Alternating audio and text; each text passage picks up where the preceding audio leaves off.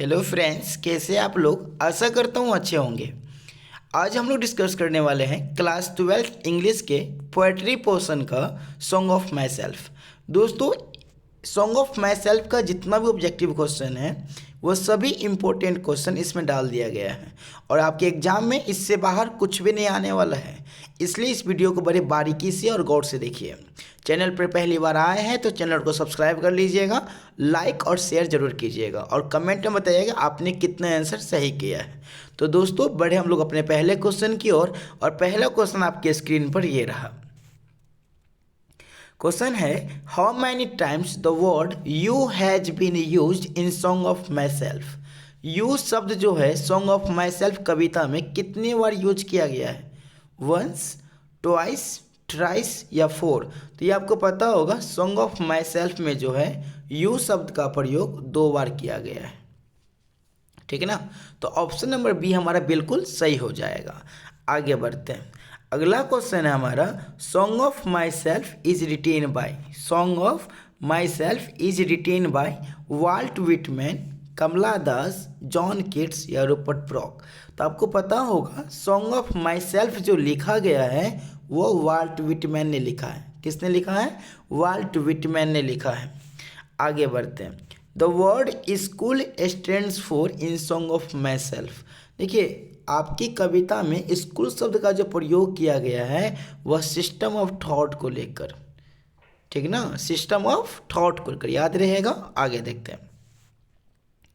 Volt Whitman was born in. Walt Whitman का जो जन्म हुआ, बताइए कब हुआ? 1880, 1819, 1820 या 1917? तो आपको पता होगा, वाल्ट विटमैन का जो जन्म हुआ वह 1819 में हुआ है। कब हुआ है? 1819 में। कहाँ?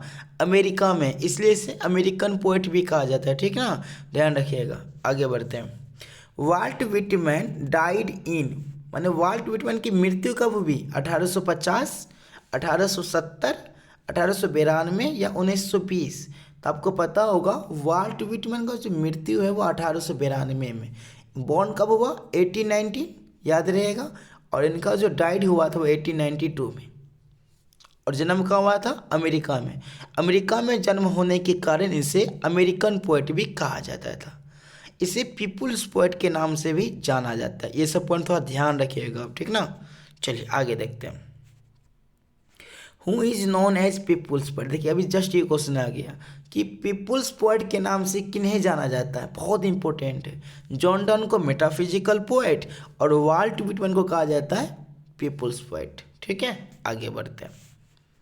Volt Whitman is a poet. Walt Whitman कौन सा पोएट है? ब्रिटिश, अमेरिकन, इंडियन या इंग्लैंड? तो आपको पता है कि वाल्ट विटमैन का जो जन्म हुआ था वो अमेरिका में, इसलिए इसे अमेरिकन पोएट कहा जाता है। कौन सा पोएट? American poet. आगे बढ़ते हैं। Song of myself is. Song of my self क्या है? एन एपिक है और सोनेट है, फ्री वर्स है या नन? आपको पता होगा, सॉन्ग ऑफ माई सेल्फ जो है ये फ्री वर्स है। क्या है? फ्री वर्स है। ये क्या होता है? मुक्त कविता। आपको पता होगा, सॉन्ग ऑफ माई सेल्फ में कवि ने बोलते कि मैं स्वतंत्र हूँ कुछ भी बोलने के लिए, मैं अच्छाई और बुराई दोनों में विश्वास करता हूँ। मानिए, ये जो कविता है ना, ये मुक्त वाली कविता है, मुक्त रूप से। ठीक ना। तो एक वर्ड्स माने क्या होता है? कविता। ध्यान रखिएगा, वर्ड्स माने क्या होता है? कविता। और फ्री माने मुक्त। फ्री माने मुक्त। तो ध्यान रखिएगा, ये जो कविता हमने देखा सॉन्ग ऑफ माई सेल्फ, ये क्या है? फ्री वर्स है। क्या है ये? फ्री वर्स है, याद रहेगा। आगे बढ़ते हैं। Walt Whitman was a. Walt Whitman जो है वो कारपेंटर है, टीचर है, एडिटर है या ऑल? तो आपको पता होगा, वाल्ट विटमैन जो है ना, अपने 12वां साल से पहले से वो क्या काम करते थे? कारपेंटर का काम करते थे। वो एक टीचर भी थे, वो एक एडिटर भी थे। मतलब इनमें से ऑल सभी होगा, ये याद रहेगा आपको। तो वाल्ट विटमैन क्या थे? ऑल थे। आगे बढ़ते हैं। Walt Whitman was the volunteer nurse during. Walt Whitman जो है वो वॉलंटियर नर्स का जो काम कर रहे थे, कब कर रहे थे? फर्स्ट वर्ल्ड वॉर में, सेकेंड वर्ल्ड वॉर में, सिविल वॉर में या न? तो आपको पता होगा, वाल्ट विटमैन ने जो वॉलंटियर नर्स का काम किया था वह सिविल वॉर में। ठीक ना, आगे बढ़ते हैं। अगला क्वेश्चन है, according to song of myself the speaker is a great lover of. माने सॉन्ग ऑफ माई सेल्फ के अनुसार वक्ता जो वो किसकी प्रेमी है? तो वो सॉन्ग ऑफ माई सेल्फ में जो है ना, वक्ता जो है वो नेचर के प्रेमी है। ठीक है भाई, आगे बढ़ते हैं। Leaves of grass is written bye, leaves of grass जो है वो किसके द्वारा लिखा गया है? तो ये आपको बहुत अच्छी तरह से पता होना चाहिए। लीव्स ऑफ ग्रास जो था वो वाल्ट विटमैन का कलेक्शन ऑफ पोयम था। क्या था? Collection of poem. और इसे पब्लिश किया गया था 1855 में, 1855 में। तो ध्यान रहेगा, लीव्स ऑफ ग्रास किसने लिखा था? वाल्ट विटमैन ने। और कितने में? 1855 में।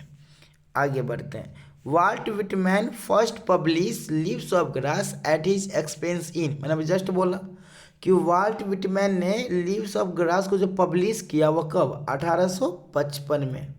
ठीक ना, आगे बढ़ते हैं। Drum taps is written bye, देखिए ड्रम टैप्स भी जो लिखा गया है वो वाल्ट विटमैन के द्वारा।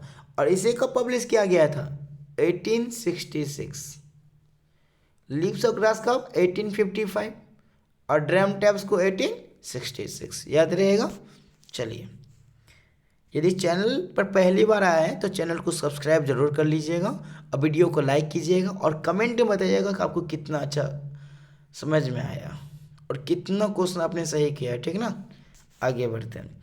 इन what I assume you shall be assume by all is taken from, माने जो मैं धारण करता हूँ वो तुम भी धारण करते हो। ये लाइन किससे लिया गया है या कहाँ से लिया गया है? आपको पता होगा, मैंने दिया था टैग वर्ड एज्यूम वर्ड, जहाँ मिल जाए ना एज्यूम, वो कौन सा है? Song of my self. किसका ये line? Song of my self का।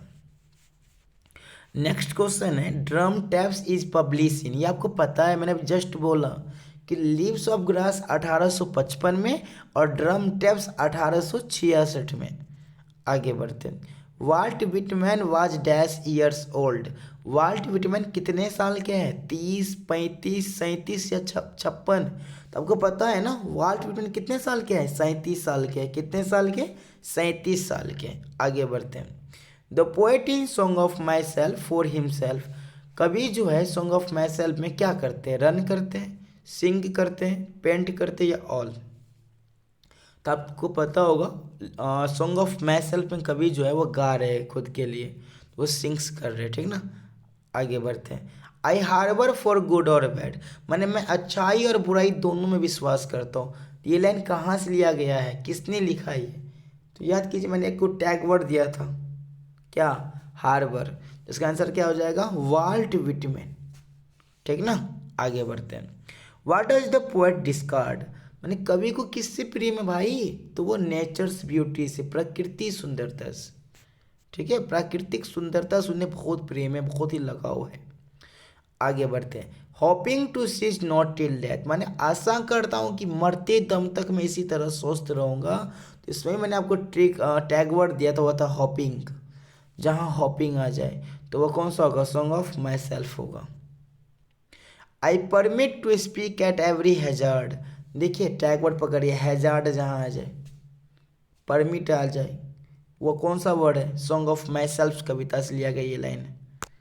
ठीक है, और मेरे हिसाब से इस चैप्टर के जितने भी ऑब्जेक्टिव क्वेश्चन थे मैंने इस वीडियो में आपको करवा दिया।